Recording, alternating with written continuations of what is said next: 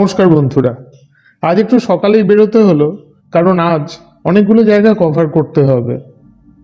আর তা শুরু হবে রাবাংলা দিয়ে। এরপর ইচ্ছে আছে নামচি তেমি হয়ে গ্যাংটক। রাস্তাটা বেশ লম্বা, তাই হোটেল হিমালয়ান থেকে প্রাতরাশ সেরে অযোধ্যাকে বিদায় জানিয়ে এবার শুরু হলো রাবাংলার উদ্দেশ্যে যাত্রা। ছোট্ট শহর পেলিং, সত্যি এর কোনো তুলনা হয় না। খুব অপূর্ব একটা শহর।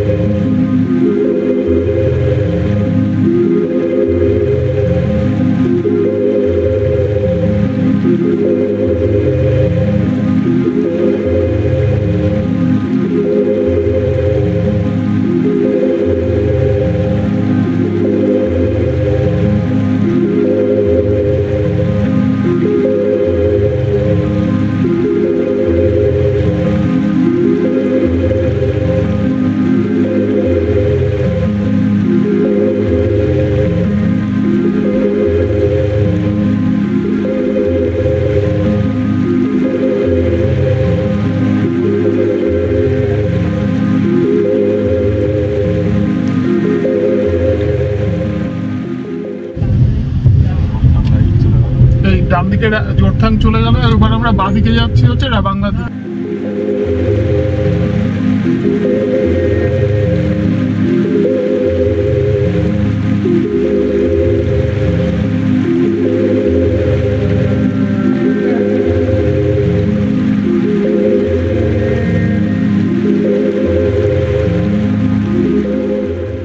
আস্তে আস্তে ছোট্ট সুন্দর শহর পেলিংকে অতিক্রম করে এগিয়ে চললাম আমরা রাবাংলার উদ্দেশ্যে। তবে তার আগে আসুন আমি কৃতজ্ঞতা প্রকাশ করি তাদেরকে যারা নিয়মিত আমার চ্যানেলটা দেখে আমাকে উদ্বুদ্ধ করেন লাইক এবং কমেন্ট দিয়ে। আশা করি আপনারা আরও বেশি বেশি কমেন্ট করবেন আমার পোস্ট করা ভিডিওগুলো দেখে, যা আমাকে সমৃদ্ধ করবে এবং আমার ভিডিওগুলোর গুণমান বাড়াতে সাহায্য করবে।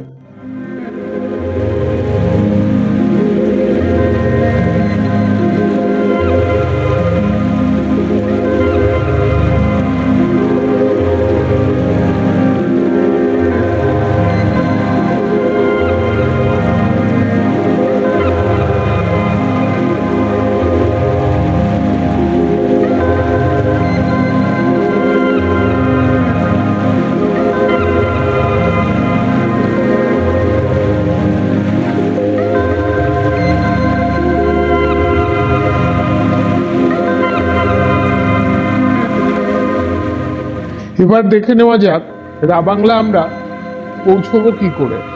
হ্যাঁ বন্ধুরা, আমি তো যাচ্ছি পেলিং থেকে, আর এখান থেকে দূরত্ব 50 কিলোমিটার, যেতে লাগে 2 ঘন্টার মতো।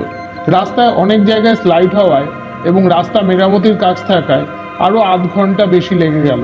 এছাড়া সিকিমের রাজধানী গ্যাংটকের থেকে এর দূরত্ব 65 কিলোমিটার, আর শিলিগুড়ি থেকে এর দূরত্ব 120 কিলোমিটার, আর সর্বশেষ সাউথ সিকিমের সদর শহর নামচি থেকে এর দূরত্ব 25 kilometre.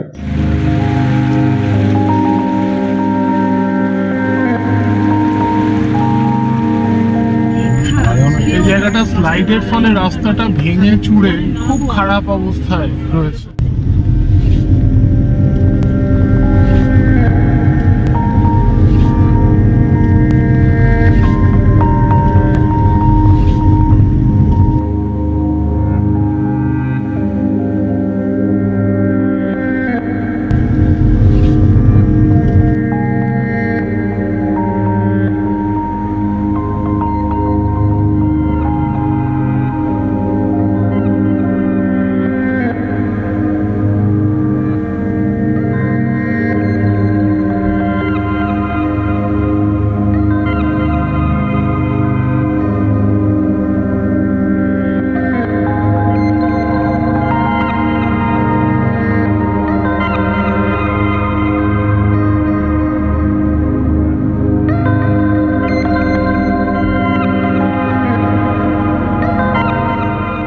Ravangla nearest railway station হলো নিউ জলপাইগুড়ি। দেশের যে কোনো জায়গা থেকে আপনারা নিউ জলপাইগুড়ি স্টেশনে নেমে সেখান থেকে কার হায়ার করে বা শেয়ারিং বেসিসে 120 কিলোমিটার দূরত্বে 4.5 ঘন্টার মধ্যে পৌঁছে যেতে পারেন রাবাংলা। আর রাবাংলা নিয়ারেস্ট এয়ারপোর্ট হলো বাগডোগরা, যার দূরত্ব 130 কিলোমিটার। সেখান থেকে আপনারা কার বুক করে অথবা শেয়ারিং বেসিসেও পৌঁছে যেতে পারেন এই রাবাংলায়।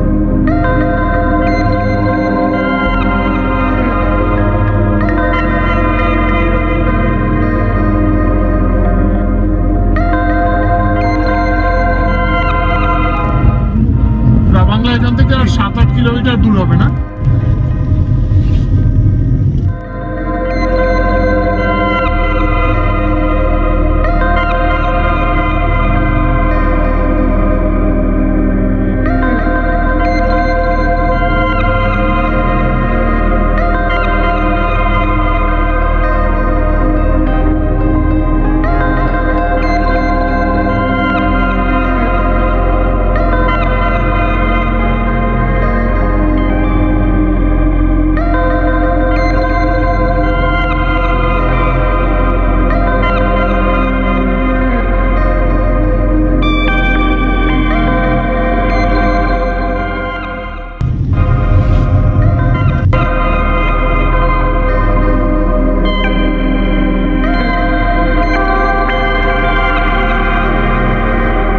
পঞ্চাশ কিলোমিটার যাত্রা শেষে আমরা অবশেষে পৌঁছে গেলাম রাবাংলা। ছোট্ট পাহাড়ি শহর, অন্যান্য পাহাড়ি শহরগুলোর মতোই খুব সুন্দর।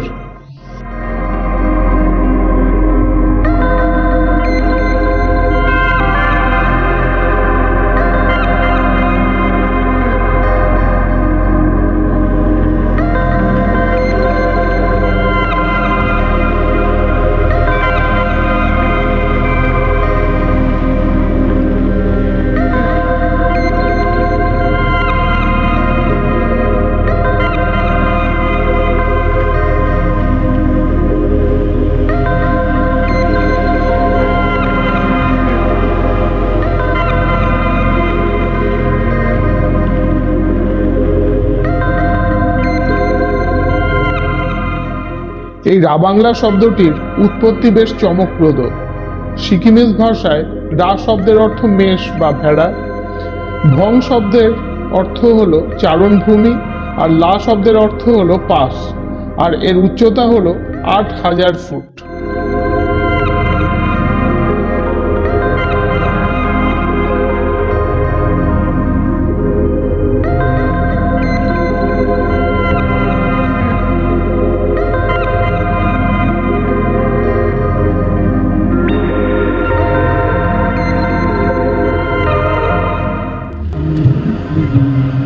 রাবাংলা বুদ্ধ পার্কের দিকে যাচ্ছি আমরা।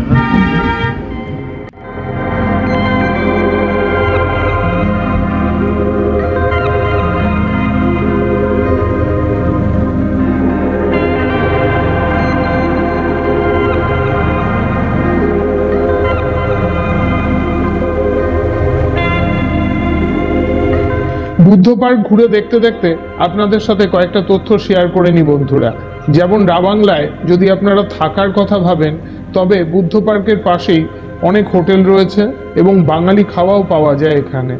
বুদ্ধ পার্ক ছাড়াও আপনারা ময়নাম বন্যপ্রাণী অভয়ারণ্য ঘুরে দেখতে পারেন।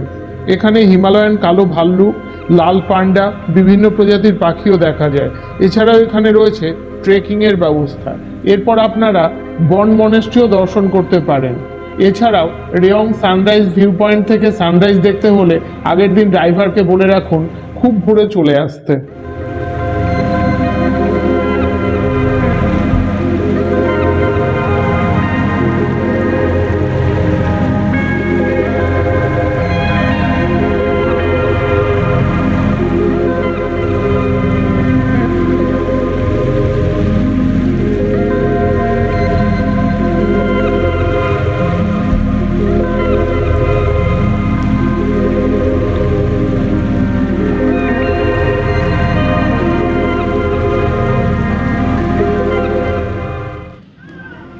এখন আমি রাবাংলা বুদ্ধ গার্ডেনের মধ্যে আছি। আসুন চারিদিকটা আপনাকে দেখাই ঘুরিয়ে ঘুরিয়ে।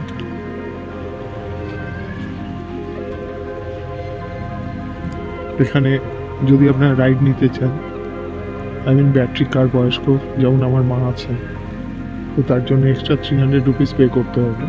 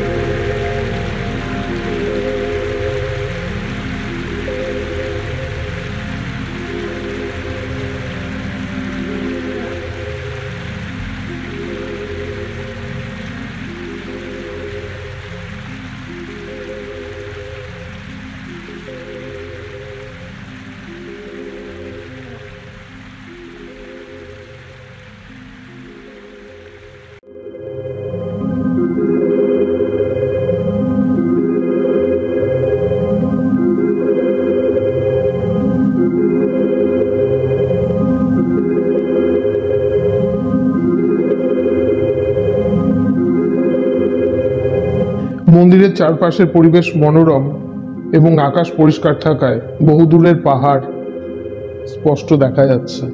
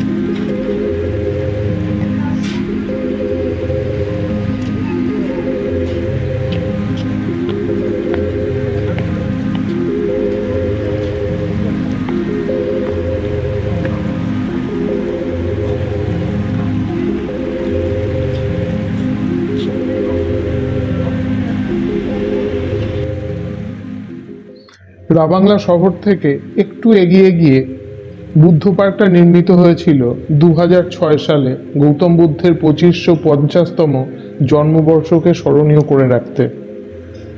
ভগবান বুদ্ধের যে মূর্তিটি আপনারা দেখতে পাচ্ছেন সেটার উচ্চতা 130 ফুট বা 40 মিটার। মূর্তিটি তৈরি হয়েছিল প্রায় 60 টন তামা দিয়ে। এই পার্কটি নির্মাণের উদ্দেশ্য ছিল রাবাংলাকে পর্যটন মানচিত্রের ওপর দিকে তুলে নিয়ে যাওয়া।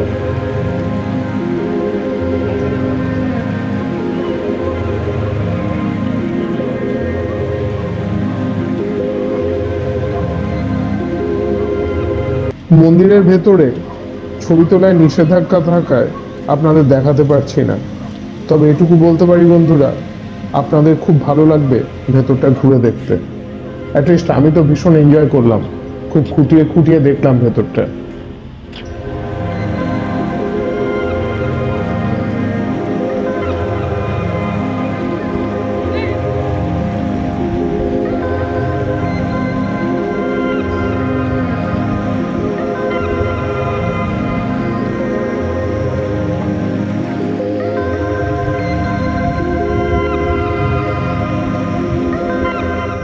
ভিডিওটা ভালো লাগলে প্লিজ লাইক করবেন আর আপনার পরিচিতদের মধ্যে অনেক শেয়ার করে দেবেন।